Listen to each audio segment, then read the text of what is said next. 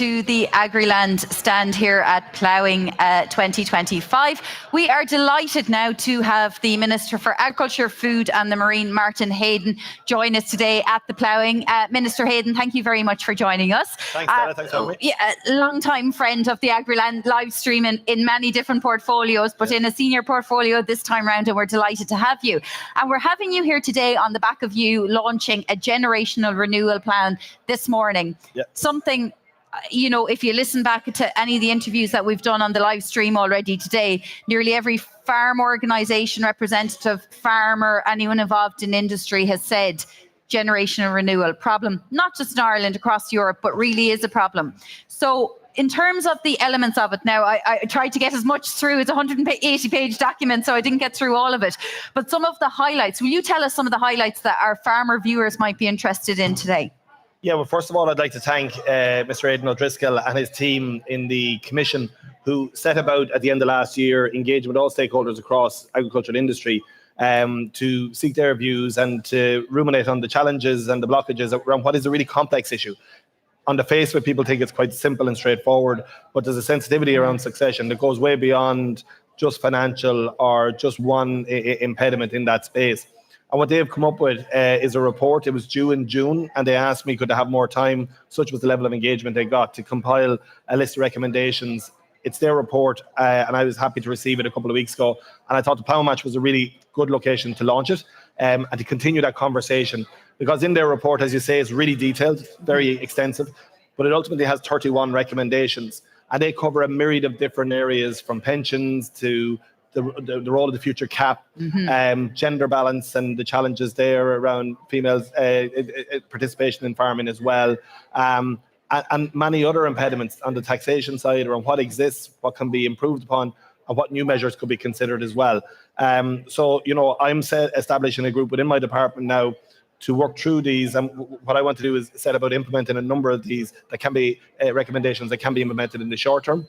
Some of them are in relation to the next cap. And the next cap, I've always said, is the vehicle if you were to have a larger scale scheme. So, you know, some of this is out to 2028, but there are measures that I'd be considering structurally that I can change. And there are supports in place at present that are getting poor take-up from my department, and they either need tweaking or they need more highlighting of them as well, like a succession grant that's there at present that is getting very poor take-up. Do you think people just don't know about it, Minister, maybe? I think the report has a line in it, and I think it's a really powerful line. It says, at the heart of the issue on succession involves a very sensitive and difficult conversation that will be driven around the family table in a kitchen. And that, for me, gets to the heart of what this challenge is. There's so many sensitivities here. There is the next generation and their ambition, who they marry, who they settle down with, the older generation and the role they're going to play in a future farm, their care needs, what they might be down the line. Can the farm support two incomes at that stage when the young trained farmer is considering settling down, taking a mortgage on, having kids and childcare, and at the same time the older generation thinking what's their role going to be and what will their care needs be in the future? And then I think rightly so, young trained farmers now who are considering a career as a farmer have a different level of expectation on quality of life. So they and their spouses and future spouses will expect to be able to take a holiday, will expect not to be a slave to the farm 365 days a year. That's a good thing, but it does mean that farm has to be able to generate the income to support that. And all of those things in the mix means this is a complex area, but it is a key priority for me throughout the lifetime of this government that I make significant changes around how we approach this issue to support people and support people to have that conversation in a managed and phased way. Because the one thing I'd say, finishing on this point around generation renewal, is in all of the analysis, when people reflect on it, it is much better to do it in a planned way than in a time of crisis where we lose a loved one at short notice and it hasn't been planned for. Even from a taxation perspective, there are a huge amount of supports there. 325 million euros worth of supports each year from government in relation to tax supports are there for people. It's much better to do that in a planned way. So we want to encourage that conversation to happen more often. Now, I don't have time to get into all the detail. As you said, there are 31 recommendations. Some of the highlights are to increase the cap support from 3 to 8%, a young farmer establishment payment up to €25,000 per family for successors and new entrants, the complementary income support for young farmers with additional conditionality of having a succession plan, the same with the TAMs for young farmers to have a succession plan. Then the pensions, of course, support for age pension conditionality on basic area-based income support. Now that'd be optional for member states with flexibility. Address the inequities in PRSI, a big one there, of course, the PRSI contributions and pensions. The taxation, remove the 3-year requirement for succession farm partnerships and so on. Look, there's a lot there. It's about establishing a nationwide land service to provide options for landowners, a big thing that has come up in our discussions already on the live stream, and land. Finding land, if you're not coming from land, partnering up with someone who has land and wants to see Absolutely. a succession. Mocra have done good work in that space with Make the Move, and I've been happy to and be the able to land support mobility that. service, The land mobility service is a key part of there. I've been happy to be able to support them on that. So look, it's working with the key stakeholders on these pieces. I suppose when you talk about it sounds quite simple here, and when you're only talking about generation renewal, increasing the cap expenditure on generation renewal from 3% to 8% is a very worthy ambition, and Commissioner Hansen has set out that ambition as well. But in the context of the fact that we only have 80% of the existing budget ring fence for the next time, and my focus for the next number of months is focused on securing over 100%, getting more money that's in the current cap in the next one. I think Commissioner Hansen, as I said in July, has done a good job of getting a baseline figure in there that we can bank and say that's our starting point at 80%, but it's not enough. And if we only get to 100%, or if we don't get beyond 100%, then talking about going from 3% of the current budget to 8% in the expenditure means that 5% of the current cap has to be taken from somewhere else.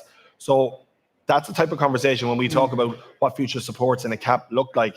So I don't want people who are very close to doing succession to hold off, thinking there's all of these measures are going to come in the next budget. Yes, because it's not going to impact on farmers immediately. No, and a national budget, I've always said this, our programme for government is commitments, what we want to achieve over the 5 years of government. Programme for government initiatives don't all get implemented in the first year. And while I will look to have a number of measures around a succession in the upcoming budget, which I'm still in negotiations about, none of those are going to be of that scale. It is the cap budget that would give you the opportunity to do something on a scale that has been talked about in those areas, and that's at the earliest 2028. So this is a journey, and a number of those measures you outlined aren't necessarily about money either. They're about structural changes that we look to do as well. Of course, yes. Now we could talk all day really about generation renewal because it takes in so many aspects. We just don't have time today. What I might move to now, I suppose, is something again. It was on our VTs there, Conor Mulvihill from DII. We've had it with a young farmer, David Keogh from Clonmel, who was in just talking about the derogation, and he's a guy who decided to pivot in the family farm he grew up on, which was predominantly sheep. And he said, I want to make a living for this for the future. I'm moving to dairy, and he has done so. But it's awful hard to operate with any certainty into the future when you're living in a vacuum. It's not fair. I work in Agriland. If I didn't know in Agriland, if I'd be getting my wage that I'm getting now in 8 or 9 months' time, am I going to buy my car's banjacks? I don't know if I'm going to buy a new car. It's why should we be expecting dairy farmers? It's stressful. Yeah. It's hard going. I know you will say, look, you're doing everything you can. It's a European thing too. But you have colleagues, you're part of EPP in Europe as well and so on. So at some point, a decision has to be made. And I know Europe will look at the environmental side of things, but how much gravitas are they given to the farm representation of the sustainability of making sure that farm families, have viability into the future? Yeah, so Stella, since I got this job in January, I've said one of my top priorities is nitrates derogation. Obviously, the situation changed when the Commission wrote to us in June and crystallised the need for them to see compliance with the Habitats Directive, which is a shift away from just water quality, which is what we dealt with before now. Yeah. They were saying this to us previously, but they never committed it in writing. They never met at a red line for them. They did on the 10th of June, and it meant that we had to pivot our approach. It continues to be a top priority. The ongoing negotiations and work that we're doing in this space is not something that should be talked about in detail on a day-to-day basis from my perspective, because there's detailed negotiations going on there. We're examining the opportunities for us. But I want people to rest assured that everything has been done across government, from my department and across government, to make sure that we get the best possible outcome that gives us the best chance to continue to have a derogation beyond the end of this year, a derogation that has a cliff edge that we need to extend it for, but that process is fair, gives us the time we need to address the elements. And what we've been asked to take on is a very big undertaking. Logistically, it's a very big undertaking. We'll be one of the first European countries to be addressing the Habitats Directive in that way. So we want to take it on in a way that is practical, but that ultimately can give a bit of certainty as well. We're obviously using every lever at our disposal in terms of the political pressure we're applying for flexibility with us. But we know, and dairy farmers know in particular, everything in the environmental space has the potential to be challenged and probably will be challenged legally.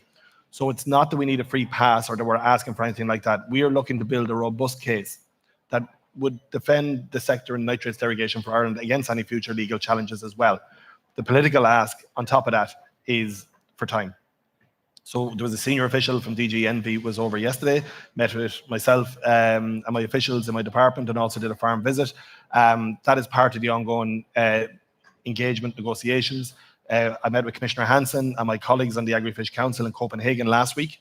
I'm back in Brussels next week, and I'm meeting with Commissioner Oswald, the Commissioner of DG Envy, next Tuesday. Both Commissioner Oswald and Commissioner Hansen, who's DG Agri, obviously, both happen to be from the EPP party, which is the same as my own in Fine Gael. So every connection we have, we're drawing on while working through the detail with the officials. And I do hope to be in a space. We are on the agenda for the September meeting of the Nitrates Committee, which was a big deal. We set out at the start.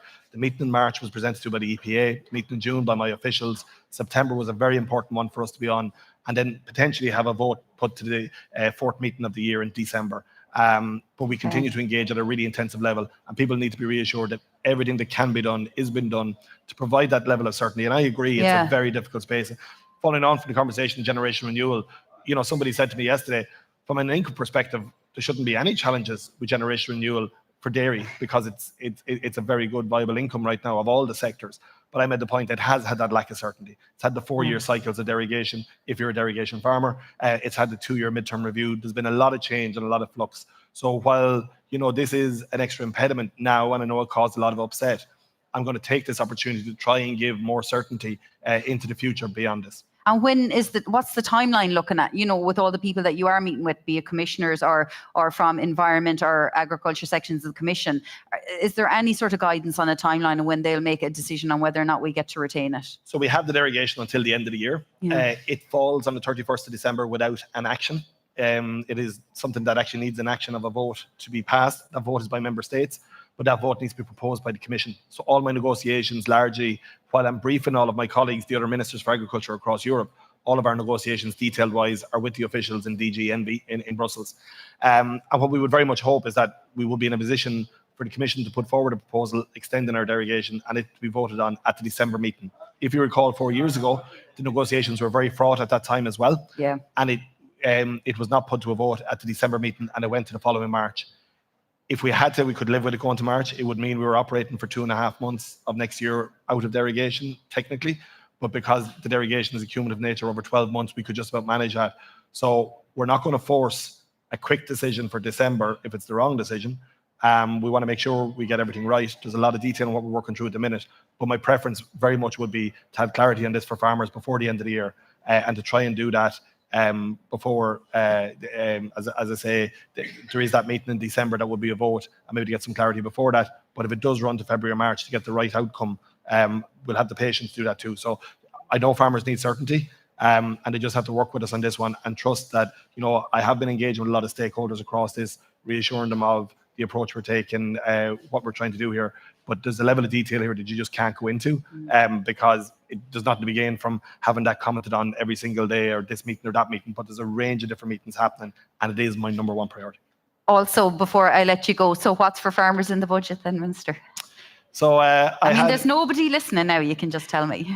So I had a very challenging meeting in the Killishy House Hotel last Friday night where over 700 tillage farmers turned up, addressed by the IFA, IGG and TII.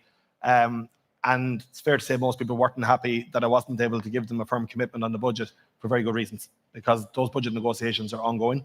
I'm having very detailed discussions with Minister Jack Chambers and officials in the Department of Public Expenditure. And then in relation to things I'd like to do on the taxation side, some of which is make sure we renew the tax reliefs that are there. Because there is concern about that among the farming community, Well, there's a number of those reliefs. They all have a sunset clause, and a number of them come up on different years. There's a number of those reliefs that have a sunset clause at the end of this year. That's right. And again, we need Minister Pascal Donoghue to extend to extend them. Most farmers expect that to happen. They don't think about it too much. I can't be complacent about that. That has to be the first task. And then you think about what other strategic things can we do on the taxation side. So like every minister for agriculture, like every minister across cabinet, we are all being told, because of the softening our economy somewhat, of the challenges around tariffs and managing the prudent growth of our economy, that this is going to be a constrained budget. Every minister has been told this, from education to health, housing and beyond. And we want to make sure that the money we're spending is targeted. I will be looking to get, the best possible outcome for agriculture. And ultimately, if I can get the cake as big as it can be, then I have to decide on the slices for the different sectors and the different supports that are needed. And obviously already contractual agreements and arrangements that we would have with farmers already. So there's the current budget and there's the capital budget, and those negotiations are continuing, and you'll know all about it on the 7th of October. Well, hopefully Agriland will know about them first then. Thank you very much, Minister for Agriculture, Martin Heydon. Thank you very much for joining us here on the day that you have announced the recommendations of the generational renewal plan.